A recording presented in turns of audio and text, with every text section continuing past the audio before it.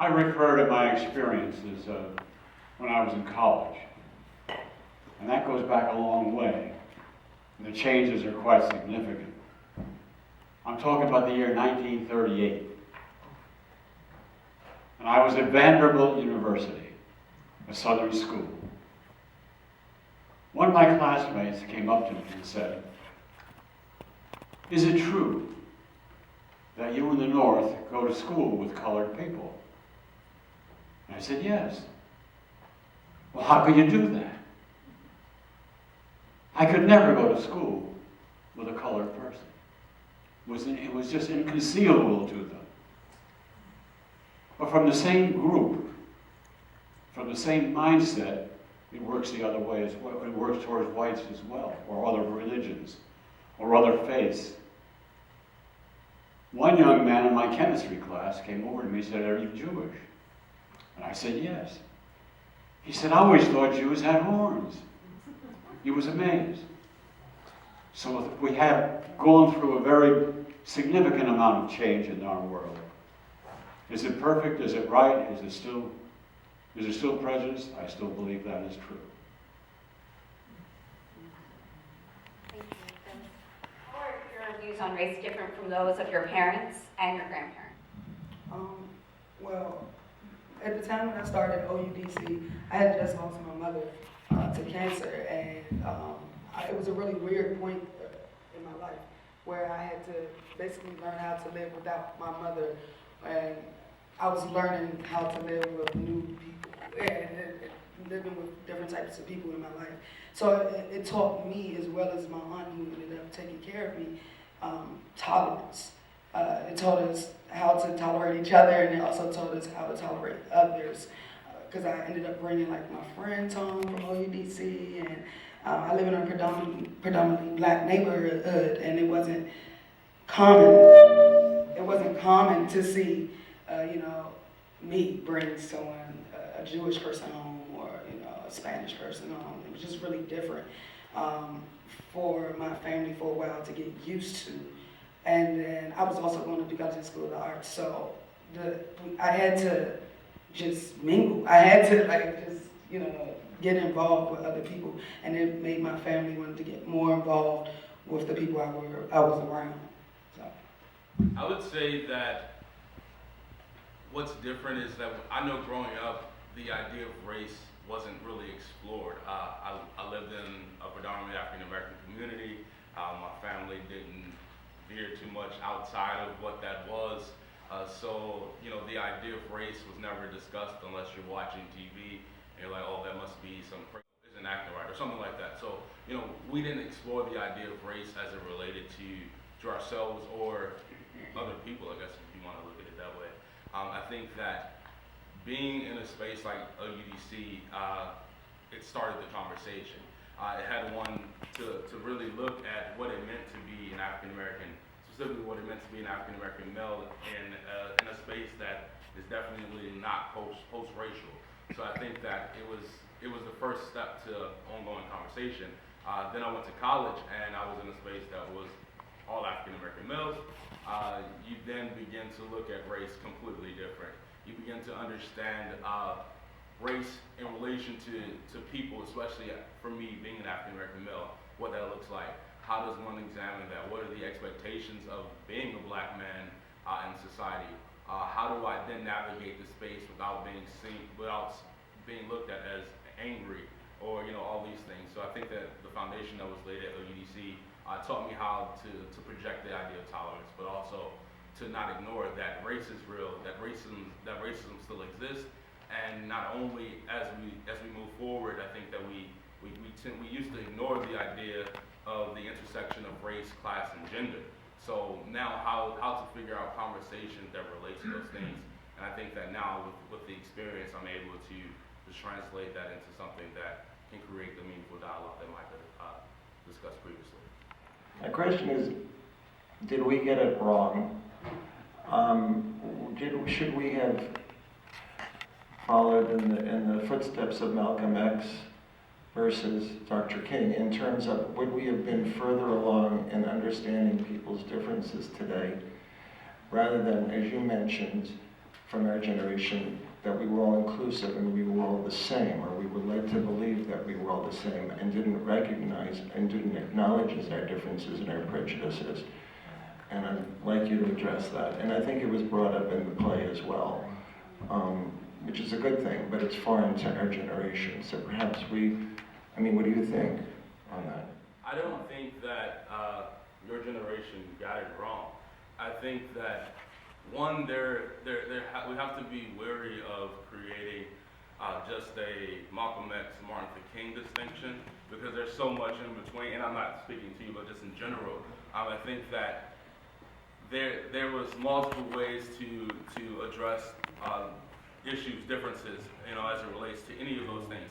I think that we often get lost in creating such a huge dichotomy between the two that we don't speak to the idea. For me, what was more important about your generation is that there were people who were willing to put their lives on the line, who were able to create this change. And one way that I think that my generation gets it wrong is that we're so comfortable that we're not willing to address and fight for what we feel is right. I think that we often ignore things that need to be addressed, that need to be changed. We'll hop on the bandwagon. Let's say take Trayvon Martin, for example, but it's been a year, and how many people still talk about Trayvon Martin? How many people still talk about the injustices that are always in our face? And what was different for you guys is that you couldn't ignore it. And if you ignored it, you were looked at funny. You actually went out. You actually created some type of change. I'm not saying that we don't, but I think that it looks differently now. And I think that moving forward, because so many people believe that this is a post-racial society, that we ignore injustice, that we ignore the things that often are plaguing our communities. And I think that in order for us to create any of the change, we have to understand the history, or the space in which you guys lived in and existed in, to be able to create something. We never get there where we put this issue of race truly behind us. I would say, I think it's touching. It's touching. I think that we can get over the hump of looking at each other as different races and different backgrounds if we stop thinking about money.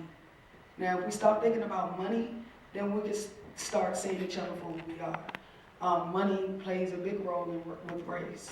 Everyone looks at race as money. They look at Arabian people now as, they own gas stations, that's money. They do this, and they look at black people like,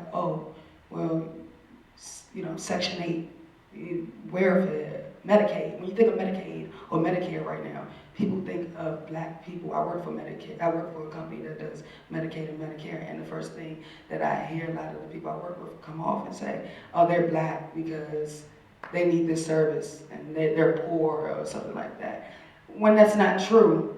And it's all types of people that I talk to every day that are not black and they need the service of Medicaid and Medicare because money is scarce right now for everyone.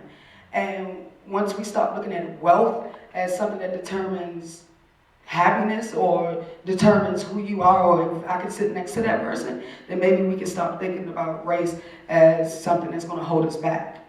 So that's just my opinion. Yeah, I definitely agree with that. I think that we can get there, but a lot has to change before we do. Maurice mentioned the intersections of class, race, and gender, and I think those are huge.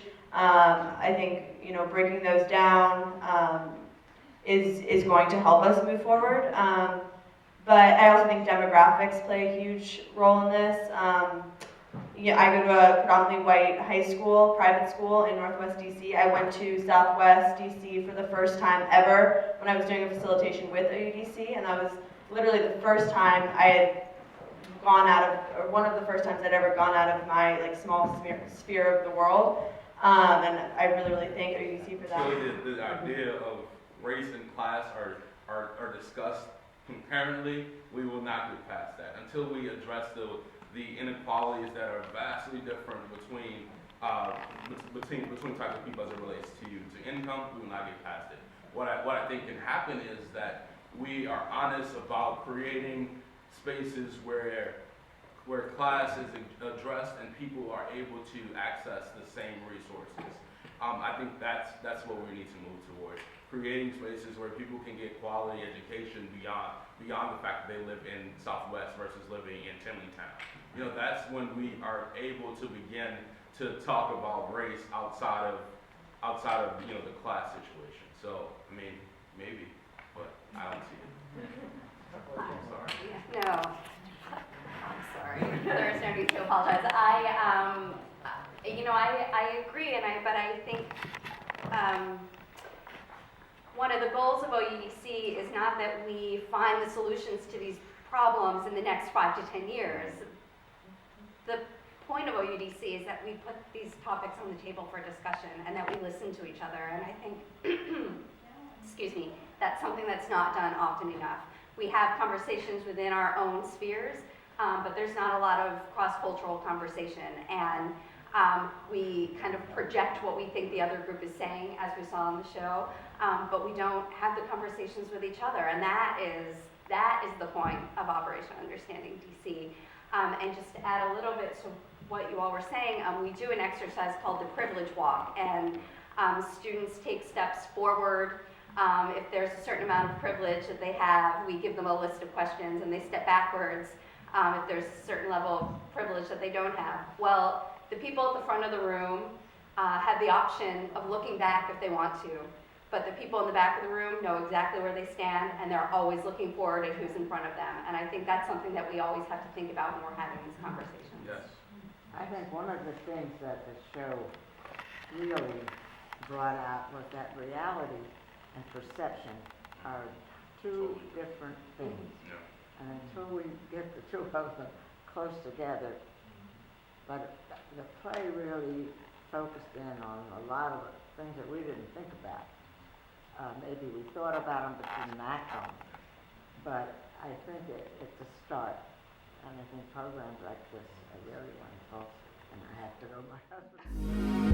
Don't ever look down from this high. They wanna bring you down from your high. Don't let them bring you down from your high.